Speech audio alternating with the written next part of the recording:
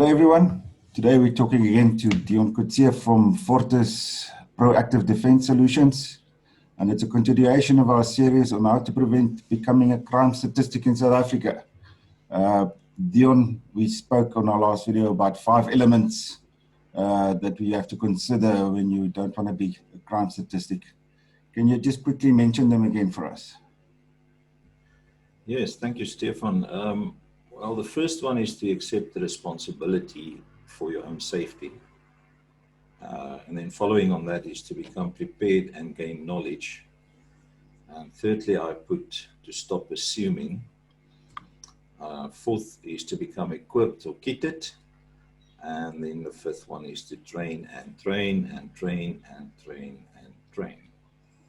All right. See, this is where I like the concept of Fortis, because it's a proactive defense solution whereby, most people in South Africa react to crime instead of being proactive about it. They wait for the armed reaction company to arrive to come and help them. And rather than reacting, we suggest people get themselves into a position where they proactive, either prevent the situation from occurring or be prepared when it does occur. Now, Dion, let's look at the first two elements there today. The accepting the responsibility, and then becoming prepared. What do those two steps entail? Well, Stefan, I think in what you just said lies a big key to a lot of things. In our community, as trainers and let's say people who are preparing for violence, the question comes up a lot of times: why are there so few people on the training courses? And I think the issue is that everybody assumes that everybody else wants to train and everybody else is ready to train. Now, if you look at the 5 steps, I mean, training is step number 5. And I think that's, that in that lies the answer. So the first one, accepting the responsibility, is obviously the most difficult part of the process as a whole. Nobody will start training until they've gone through these steps. And it's a mental process. Until a person doesn't realize that he or she must accept their own responsibility, then none of the other steps will be followed. It's as easy as that. That's why alarm reaction companies make money. That's why armed reaction companies make money. That's why people put up alarms and safety lights and all that.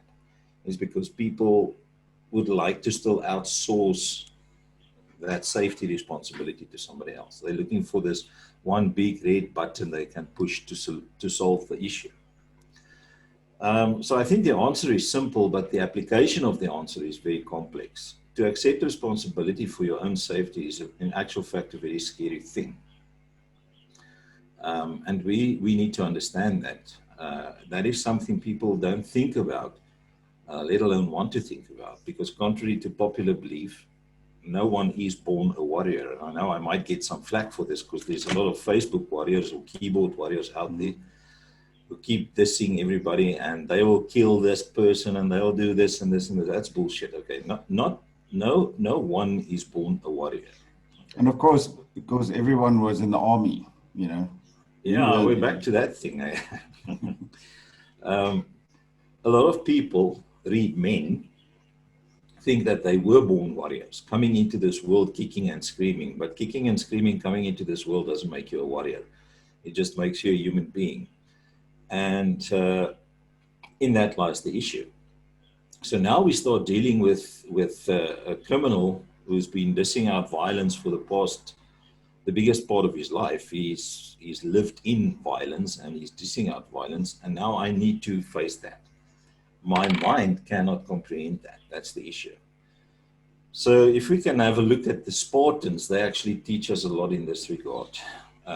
Sparta was a warrior society. One of the reasons why the Spartan warriors were so effective is because everything in the nation revolved around the act of war. So unlike other city-states in ancient Greece, who would engage in various types of pursuits such as trade with other city-states and nations, as well as other professions, everything about the Spartan society was concerned with the act of war. This is one of the main reasons why their soldiers were so formidable and effective. Spartan soldiers were trained at a very young age. That's another key to their success as a warrior society, in the way they trained their soldiers. Right. Training began at a very young age, at around the age of 7. That's the stuff you can read on the internet. But only young males were allowed to train as soldiers. At that age, the young boys were then obviously taken from their families and sorted into various groups known as packs, and they were then sent to a military training camp, much in the style of the modern day boot camps. Now, obviously, if you do something like that in South Africa today, you'll immediately be branded as racist and far right or far anything. But at 12 years of age, after they've had about 5 years of training, they achieved another classification. They were then termed youths, which resulted in more training and more strenuous training. So they followed this whole regime from the age of 7. So they were eligible to become official Spartan soldiers at the age of 20. That means this person then has had 13 years of serious training behind him. I mean, that's a lot of training. Remember, those guys didn't in those days have TV or DSTV. They didn't go home and watch stuff. That's what they did. So 13 years of training, and you had to meet this thing on the battlefield. Now, that's an enemy. And they were allowed to continue their military service until they turned 60. So once they officially became soldiers and they joined one of the messes or a group of soldiers, obviously different levels of experience, they were required to spend most of their time together, even in social situations. Now remember, I spoke about that, I think, on the last video where I said people want to do house penetrations and stuff. And the one thing they focus on is to do the tactics about house penetration, but they forget that the Navy SEALs spend most of their time together as a group. The police task force guys spend most of their time together as a group, all right, even in social settings. So when those guys penetrate a house, they are a group of close banded brothers. Okay, now everybody hoys the term brother. Hey, brother, you know, you're my brother, and that. And it's become a loosely termed thing, like being an operator, you know, it's just the thing. And this is exactly what the Spartans did. So they spent their time together because they had the belief that if you had a deep friendship outside of the fight, you would be even more effective in the battlefield, on the battlefield. They would also train continuously and then obviously make their physical skills stronger. And I mean, this training continued. So you meet a soldier on the battlefield of 30 years, then you've got this guy who had 23 years of training under his belt, plus another 10 years of battlefield experience.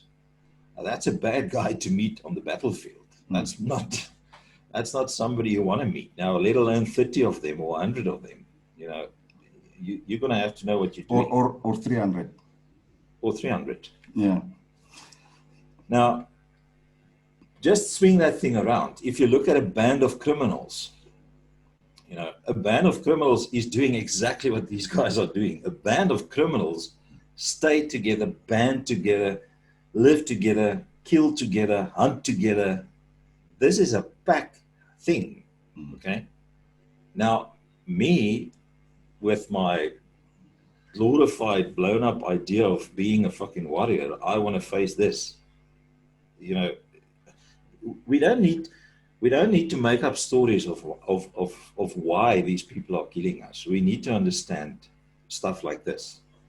So you can see that the Spartan soldiers had a lot of support from their societies, and also obviously started their training at a young age and kept it going. And that's the first thing, right? So to become a warrior, you need to put yourself in that mindset. You need to realize the moment I accept this responsibility is the moment I'm going to start having to change some habits.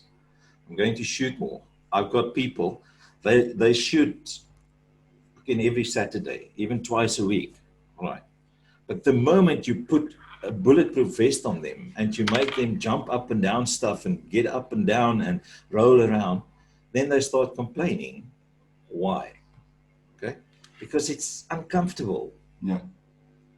But that's what makes you a warrior at the end of the day. That's how you build a warrior. You build a warrior by fucking breaking all these barriers. Because the moment you face a pack attacking you and you are not fully prepared to take these things out, to be on their level and even beyond, then you're going to come second.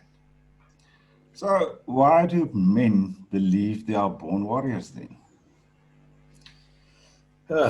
I think it's a bit of a male ego thing, especially in South Africa.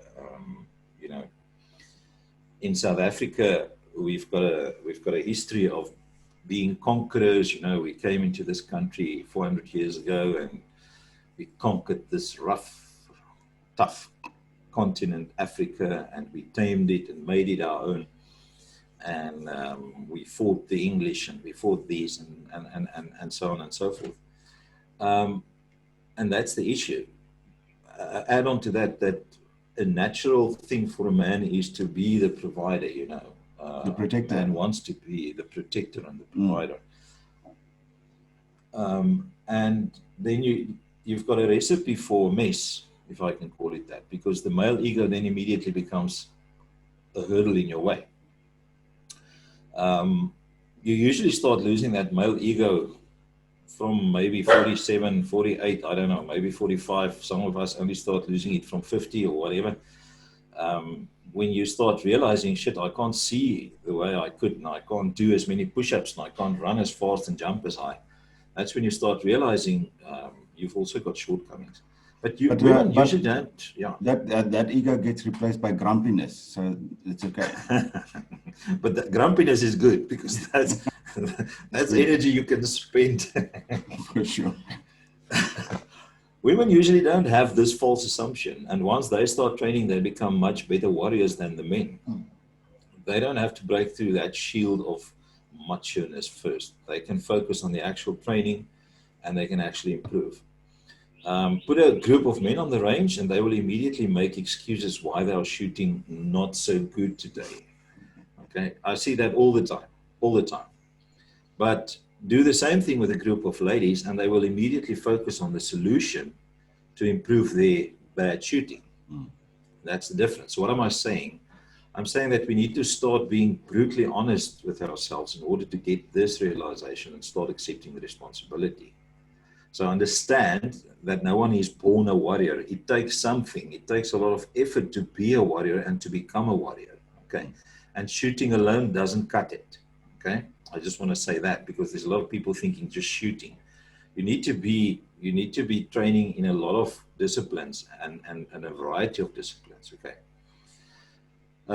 We need to understand that crime is not receding; it's actually increasing. It's not decreasing; it's increasing. Right, and obviously with that, violent crime is rising because the more people step over the line, the easier they step over the line, and the easier they step over the next lines. And then the last thing is to understand that the government will not be doing a thing to curb the crime. So maybe I need to accept that me and only me will be the first person on the scene, and I need to be able to fight that fight when it kicks off, not if, but when it kicks off. I think that's when you start accepting the responsibility and understand the responsibility. So can anyone be a warrior, or even computer and keyboard warriors like some of us? I'm the biggest keyboard warrior there is. Yes, we know. I've got the badge and everything. So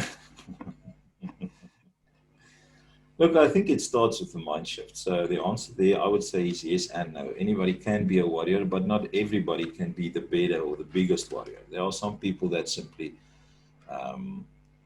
don't have that mindset because it comes down to a brutal thing of being able to take another human's life. And that's never an easy thing. So anyone has the physical ability to fight back once they are being attacked. Anyone without any physical disabilities, that is. So any person with no physical disabilities has the physical ability to actually train up to a point to fight, because we've all got two arms, two legs, the torso, and all the muscles that go with that. So if you put that through a repetitive process, it will start developing into something, okay? But not anyone has the mental ability to do that. And I do believe, however, that anyone can be trained to become a warrior if they can jump that mental hurdle.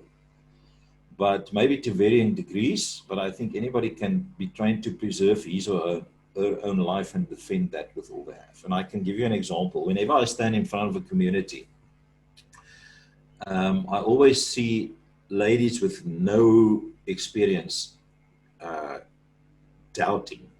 So I'll talk about this specific thing and they start doubting themselves. And I don't know if I want to take somebody's life. I don't know if I can take somebody's life. And then I will stand right in front of this lady and I'll give her the following example. And I'll say to her, listen, you've known me for about 3 hours now, or 2 hours. I've been spending 2 hours with you guys this morning. How old are your children? And she would say, well, 5 and 7. And then I would give her the following example, say, okay, imagine I come to your place and I'll take your 5-year-old and I'll grab him by his throat like this and I'll throttle him like that. And I'll put the face and everything and I'll throttle the life out of him. And every single woman I do this with start getting tears in their eyes and they clench their jaws and they immediately, you can see them clench up their fist. Because and then I say to them, that's it, there, exactly there, that's it, okay?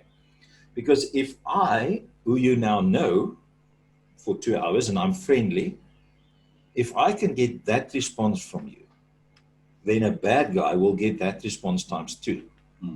Times 10. Times 10. Okay. So you have the capability to become that person and then defend the life of your kids or yourself or whatever. Okay. And that's why I think people can. People don't know how to. All right. People don't understand how to bridge this gap. And it comes to this thing where we need to accept the responsibility. If we start accepting the responsibility, then we start making peace with the process that follows. And if we make peace with the process that follows, then eventually we will start training. All right. We started a program with firearm training for women, with novices. Okay. And the results are staggering. The results are mind-blowing because ladies who were too scared to touch firearms, we put them in front of female instructors. Okay. We create the right setting for them to get okay with a firearm. And once the pressure is off and they make the link, then they start training. So what is missing or what's wrong with the industry, and I just want to put that in here, what is wrong with the industry is that everybody thinks and everybody on my side of the fence wants everybody on the other side of the fence to start training combatives. Everybody must now be a combative specialist, you must, because your life depends on it.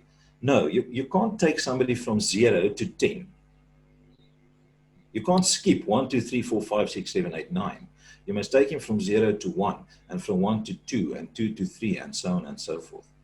And in that lies the secret. So if we start as instructors, start teaching people the process or start guiding them along this process and not take them from 0 to 10, then we'll have more success. So you need to become brutally honest with yourself. How fit am I? How proficient am I in handling myself with my empty hands, with a knife, with a baton, with a firearm? And the best thing you can do is to be as honest as you can. So if I am not fit enough to take on 3 guys in a 2-minute scuffle, then I need to tell myself that. I cannot bullshit myself so that I can start changing something or start doing something to actually change that. And that's when the second step starts kicking in. I start now gaining the correct knowledge. Am I allowed to shoot an intruder? How do I go about getting a firearm? What does the law say about this and that? What are the real stats in my own neighborhood, and so on and so forth. So it's an ongoing process, by the way. Crime is never stagnant. Crime is always an evolving thing. 10 years ago, farm attacks were different to farm attacks now, as was CIT heists, violent house robberies, etc., etc. So me, as my first responder, I need to stay on top of this. I need to stay prepared. I need to stay informed. I need to keep researching all the time. Dion, there's a net result for all of this. If you've accepted a responsibility and you are prepared to take on any situation, whatever it may be, then there's a kind of a peace, a kind of psychological a peace that comes over you, and you can enjoy your life in South Africa a little bit more. Because we're all walking around with this constant monkey on our back about crime and the situations we are in. But if you've got the knowledge and the confidence and the peace that you're prepared for any situation, whatever may arise, then you tend to enjoy your life a little bit more in South Africa. You tend not to focus on the negative side of, what if, what if. You prepare for what if, whatever it may be. So I think that's a nice net result of being prepared and being proactive in your defense. Yeah, that's right. We always used to talk about empowering people. And I mean, knowledge is power at the end of the day. I mean, we've heard that, we know that. And in this case, that's true. So the moment I start gaining knowledge, I empower myself. And the moment I start empowering myself, I put myself in a better position. And that's when I can get that peace of mind. So I'm prepared now, and I've got peace of mind. Just on that, I maybe can say there's a difference between being paranoid and being prepared. Okay, paranoid is looking around thinking people will kill you. Prepared is looking around and looking for people you can kill, right? Yeah, looking for bad guys you can kill. That's prepared. Exactly. To make sure that people don't jump you. So that's the difference. Confidence. Yeah, it comes with confidence. All right. Confidence. And you're running a lone operator thing where people can learn to become warriors.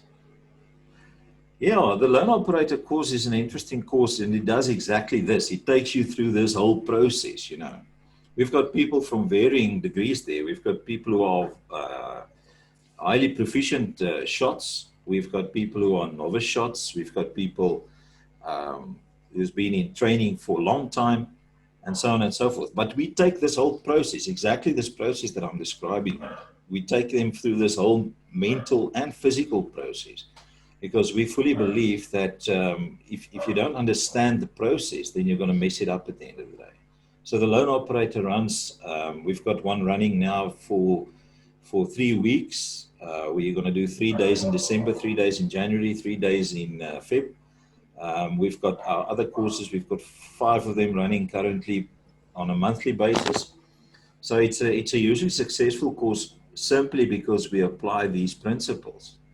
Now, add on to that the instructors that I use on this course are ex-police task force guys with real life experience in hostage situations, in crime situations, and so forth. Guys with a massive amount of knowledge, and also other instructors supplementary to that. So there's a variety of instructors involved. There's such a lot of massive experience and knowledge putting into this thing. And that actually takes you through this whole process from beginner to being a successful defender of your own safety at the end of the day. So that's why I called it Lone Operator. It's about you being on your own, accepting the responsibility. You're alone. You must safeguard yourself and your family, but you must be able to operate at an operator level. Somebody who's fighting a war in Afghanistan, Iraq, wherever, with his soldier buddies, you must be able to operate mentally and physically on that level. And that's why it's a Lone Operator course. It's got nothing to do with turning people into military, whatever. It's everything to do with taking people through this whole process and get them to a point where they can actually be warriors. That's what it is. Right, and if people want to know more, there's a link below this video. Go and visit fortisgroup.co.za, find out everything that Dion and them offer, and we'll speak to you on the next video. Thanks, Dion. Thank you so much. Have a great day. You too.